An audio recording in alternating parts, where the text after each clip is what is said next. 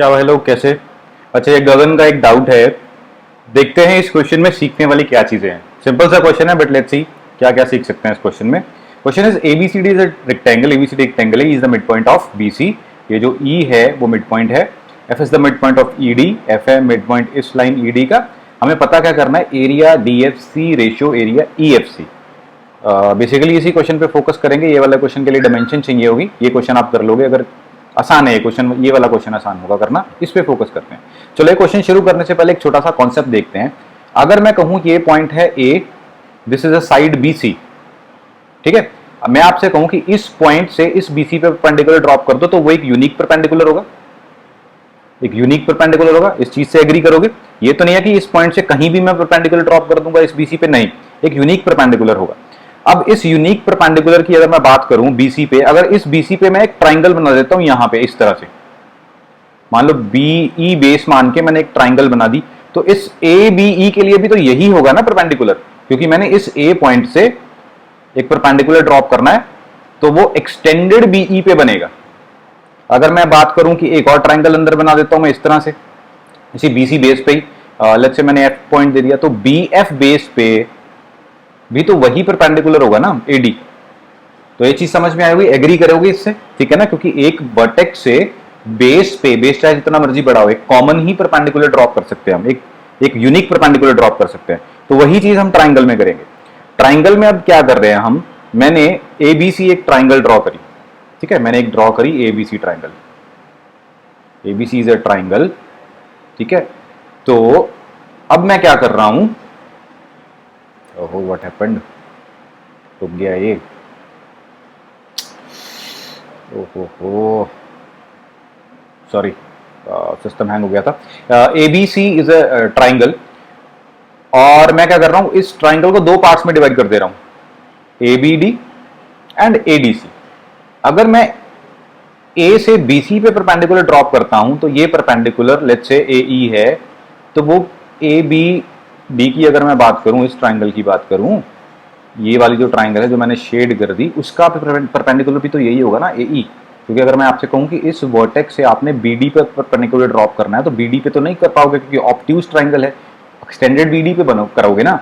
तो सीधी सी बात है, इसमें सीखने वाली बात क्या है, इसमें सीखने वाला लॉजिक सिंपल सा है। क्या लॉजिक है कि अगर आप एक वर्टेक्स से और एक कॉमन बेस से, एक वर्टेक्स और एक कॉमन बेस पे जितनी मर्जी ट्राइंगल्स ड्रॉ कर लो, अगर मैं मान लो कि ये बी और सी एक ट्राइंगल ड्रॉ कर देता हूं और एक ये ट्राइंगल ड्रॉ कर देता हूं, ए डी ई, ठीक है, sorry for my painting, figures बनाने में थोड़ा वीक हूं मैं।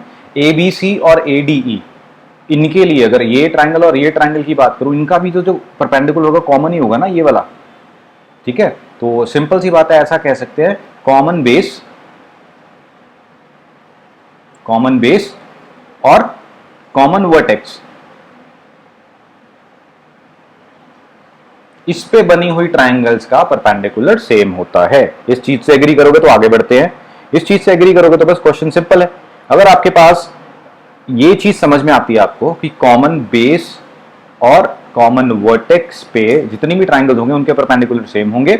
लेट्स से कि एबीसी इज अ ट्राइंगल, और ये दो पार्ट्स में मैंने डिवाइड कर दिया इसको, एबीडी और एडीसी में। अब मैं कह सकता हूं कि एबीडी और एडीसी का परपेंडिकुलर सेम होगा, लेट्स से वो पी है, ठीक है। और मैं अगर एरिया की बात करूं, area triangle ABD divided by area triangle ADC, तो ट्राइंगल का area half into base into perpendicular, half into इस बेस पे मान लो हमने परपेंडिकुलर ड्रॉप किया था, तो बीडी इंटू पी परपेंडिकुलर, और नीचे वाले केस में हाफ इंटू इसका बेस क्या है डीसी, डीसी इंटू पी, तो ये हाफ से हाफ कट गया, ये पी से पी कट गया। मतलब कि एरिया डायरेक्टली डिपेंड किस पे कर रहा है, बेस पे। अगर मैं बोल दूं कि बेस 2 है ये बेस 3 है, तो एरिया रेशो भी 2:3 हो जाएगी। ये चीज समझ में आती है। सिंपल सी बात है कि अगर एक ट्राइंगल को हमने डिवाइड कर दिया किसी लाइन के साथ, ठीक है, एक पेरेंट ट्राइंगल को हमने डिवाइड कर दिया किसी लाइन के साथ दो छोटी ट्राइंगल्स में, तो उनके बेस का जो रेशो रहेगा वही उनके एरिया का रेशो रहेगा, ठीक है। तो इससे एक चीज आती है आपके, एक कॉन्सेप्ट और बनता है कि अगर मीडियन हो, यही लाइन अगर मीडियन हो, ये वाली जो लाइन है AD, if it is a median, this line AD if it is a median तो मतलब कि 1:1 में डिवाइड करेगा, तो ये एरिया और ये एरिया क्या होंगे, बराबर होंगे। सिंपल सी बात है। इसी वजह से मीडियन को क्या बोलते हैं हम, area bisector. Median is area bisector also, ये याद रखना, ठीक है। समझ में आई बात।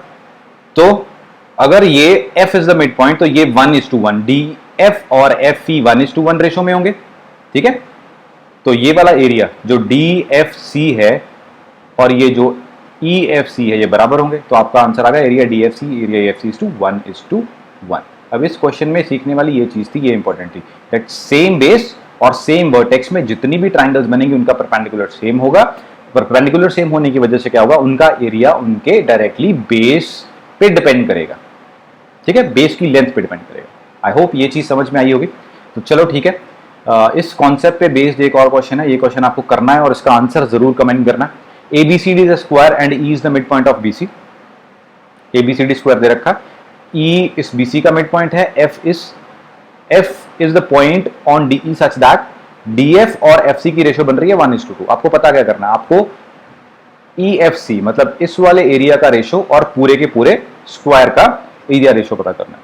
Do solve this question. मिलते हैं नेक्स्ट वीडियो में। Take care, bye bye.